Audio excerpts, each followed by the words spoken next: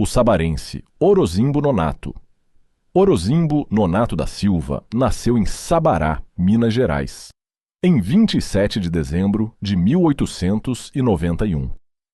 Seu pai chamava-se Raimundo Nonato da Silva e sua mãe, Lídia Maria do Couto e Silva. Passou a infância e parte da adolescência em Sabará.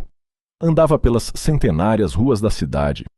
Bebia a água mineral do famoso chafariz do Caquende, que jorra ininterruptamente desde o século XVII e subia e descia as históricas ladeiras sabarenses.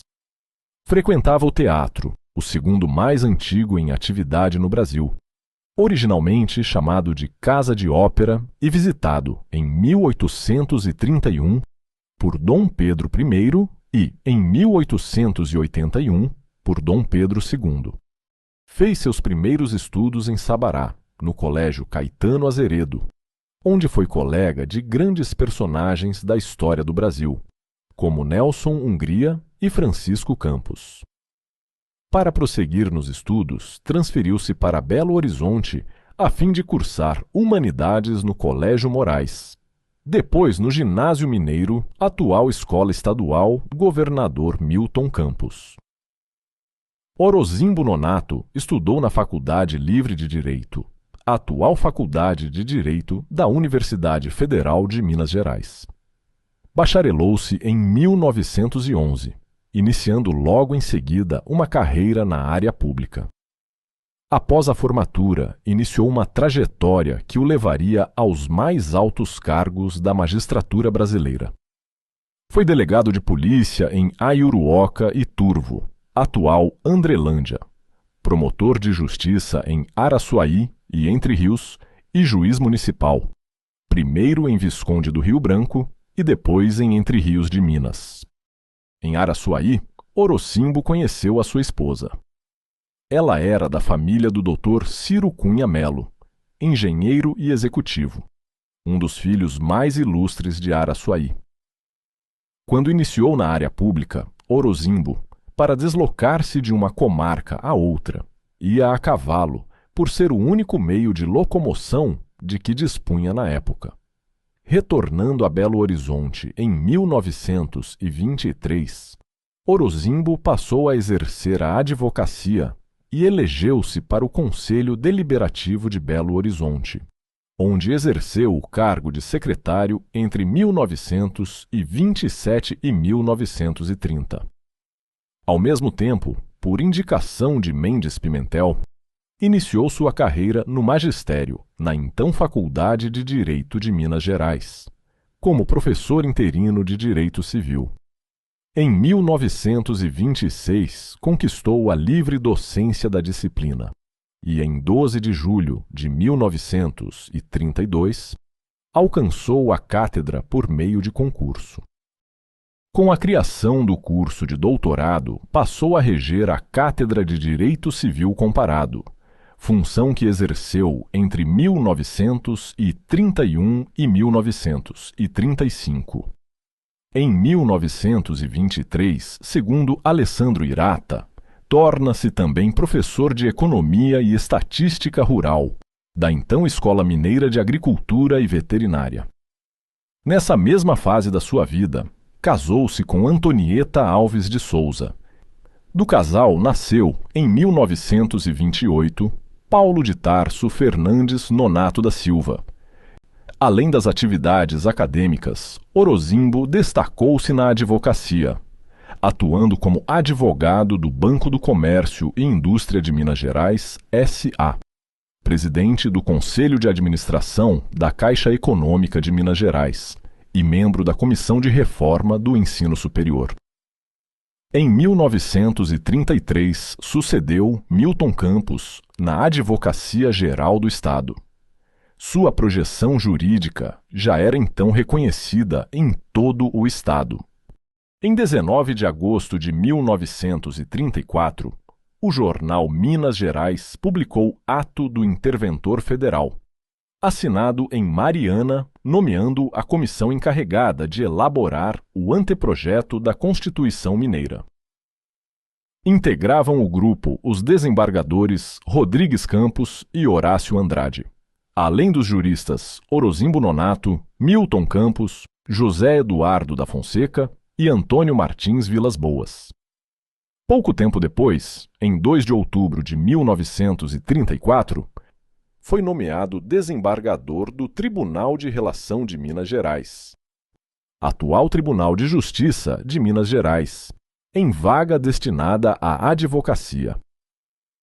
Em 26 de janeiro de 1935, o jornal Minas Gerais noticiava a entrega ao interventor federal do texto original do anteprojeto da Constituição Mineira. 2 anos depois, em 1937, Orozimbo integrou a banca examinadora do concurso vestibular da Faculdade de Direito de Minas Gerais, presidindo as provas orais de literatura latina e literatura francesa moderna. Sua reputação como jurista ultrapassava então os limites de Minas Gerais.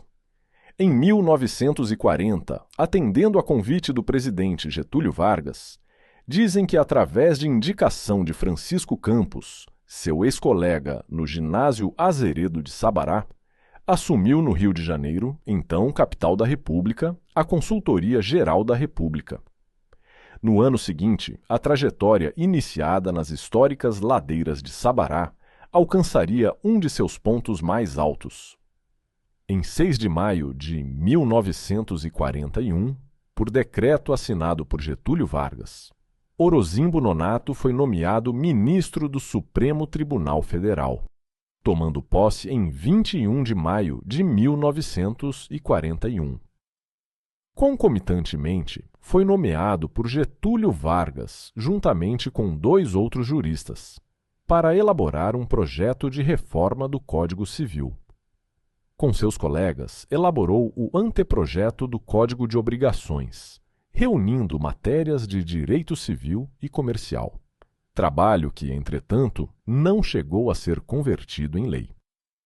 Dos estudos realizados pela comissão, resultou também o texto da Lei de Introdução ao Código Civil, transformado no Decreto-Lei nº 4.657, de 4 de setembro de 1942.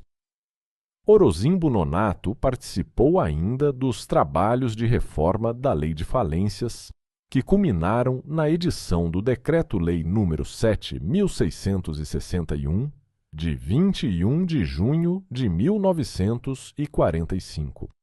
O reconhecimento de seus méritos levou seus pares a elegê-lo presidente do Supremo Tribunal Federal em 30 de janeiro de 1956, sendo reeleito em 29 de janeiro de 1958. Foi também patrono da cadeira número 28 da Academia Brasileira de Letras Jurídicas. Paralelamente à intensa atividade profissional, Orozimbo Nonato produziu importantes obras jurídicas, entre as quais se destacam Da Coação como Defeito do Ato Jurídico, de 1957. Estudos sobre Sucessão Testamentária, em 3 volumes, de 1957. Curso de Obrigações, em 4 volumes, de 1959 a 1960.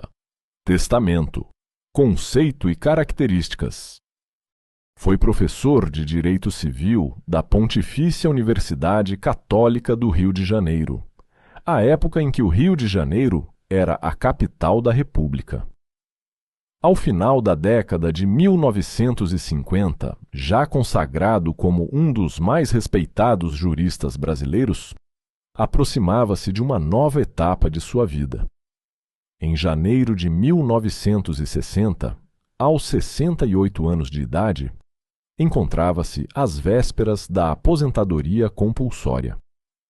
Coincidentemente, era também o momento da transferência do Supremo Tribunal Federal para Brasília, que ocorreria em 21 de abril daquele mesmo ano. Aposentado do Supremo Tribunal Federal, Orozimbo Nonato não se afastou da vida jurídica. Após meio século dedicado ao estudo, ao magistério, à magistratura e ao serviço público, retornou à advocacia no Rio de Janeiro, passando a atuar como advogado e parecerista, sendo amplamente procurado em razão de seu notório saber jurídico. Irmãos sabarenses. Orozimbo Nonato possuía 2 irmãos, ambos nascidos em Sabará.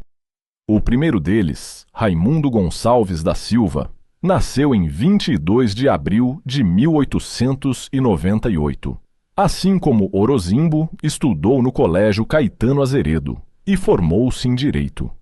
Construiu uma brilhante carreira na magistratura mineira, exercendo os cargos de promotor de justiça, juiz de direito, desembargador e, posteriormente, presidente do Tribunal de Justiça de Minas Gerais. Faleceu em 10 de novembro de 1973.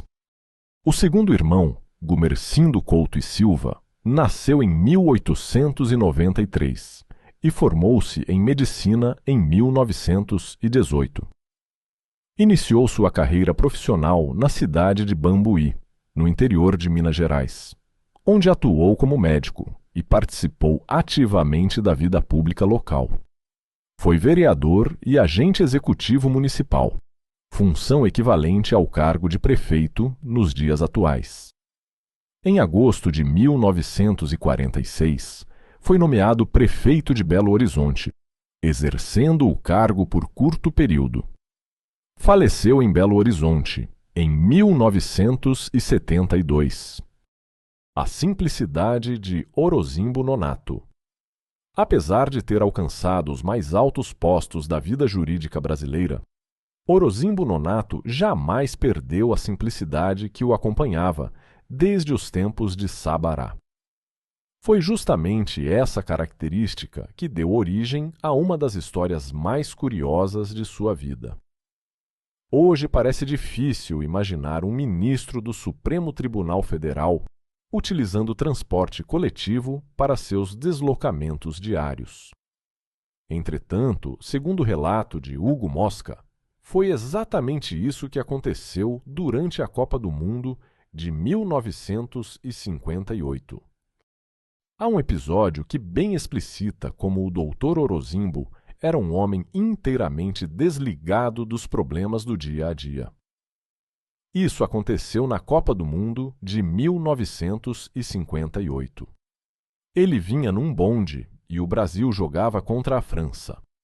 Todo mundo estava querendo saber o que acontecia na campanha na Europa. Um cidadão viajava no mesmo veículo e quando Didi, se não me falha a memória, fez o primeiro gol do Brasil, um passageiro, verdadeiro passional, deu um tremendo pulo.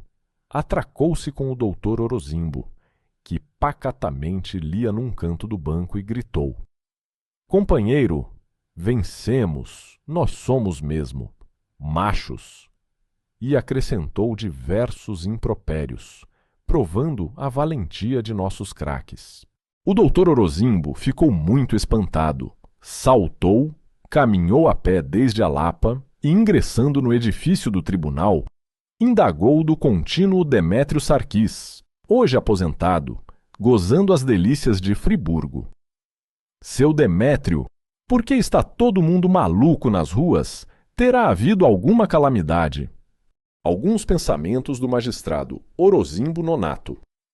Além do jurista respeitado e do magistrado admirado, Orozimbo deixou reflexões profundas sobre o direito, a magistratura e a condição humana. Não há nem processos fáceis, nem processos difíceis, nem processos iguais. O juiz, para cada um, tem que ter a mesma cautela, porque somente Deus é exemplar em seus julgamentos. Os homens falham, e eu mais do que eles. O estudo dos próprios erros torna-se às vezes útil e suscita o respeito devido a todo esforço sincero em prol do aperfeiçoamento da humanidade. As leis são feitas para os homens e não os homens para as leis. E as angústias, as aflições, os dramas, as paixões vêm desaguar no foro. A fidelidade do juiz à lei deve ser completa e sincera. O impulso mais profundo e violento de sua consciência não deve ser poderoso e assoberbar o mandamento da lei, que ele é obrigado a interpretar e aplicar. Sem culto, as igrejas não vivem, e as crenças, em geral, debilitam-se. Raros são os que, como os eremitas da antiguidade, podiam adorar a Deus sem os estímulos externos, que falam à imaginação, por meio de imagens, preces coletivas, manifestações exteriores. O culto é indispensável aos crentes. Não nego que o regime parlamentarista possa traduzir um ato padrão de democracia. Seria negar a história, seria negar o exemplo famoso da Inglaterra. Seria negar a nossa própria tentativa de estabelecer o regime parlamentarista no tempo da monarquia. O ocaso. Em 6 de novembro de 1974, na cidade do Rio de Janeiro, prestes a completar 83 anos, faleceu o grande sabarense. Ao ser homenageado postumamente em sessão solene no Supremo Tribunal Federal, o ministro Antônio Néder, entre outras coisas, disse: "Não se deve chorar a morte a que se há de seguir a imortalidade." Nascido em Sabará, nas Gerais, no centro da mineração, dir-se-ia que aprendeu aí a penetrar no fundo mesmo das minas, para ele próprio minerar o seu ouro, que é a verdade revelada pelo direito. O ministro cita algumas outras qualidades que o magistrado deve possuir, qualidades essas que encontrou em Orozimbo.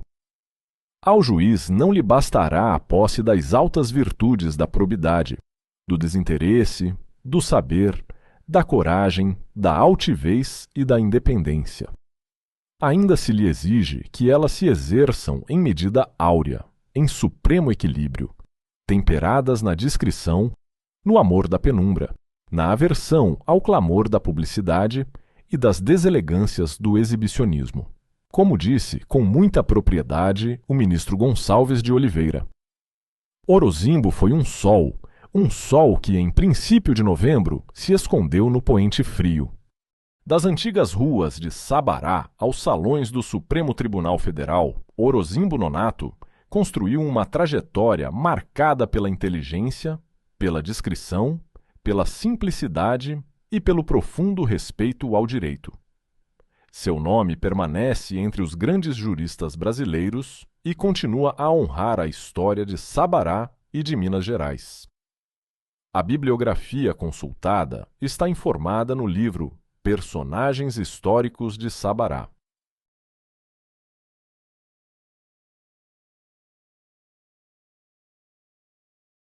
Vídeo produzido pelo Dr. Edelberto Augusto Gomes Lima, membro do Instituto Histórico e Geográfico de Minas Gerais e cidadão honorário de Sabará.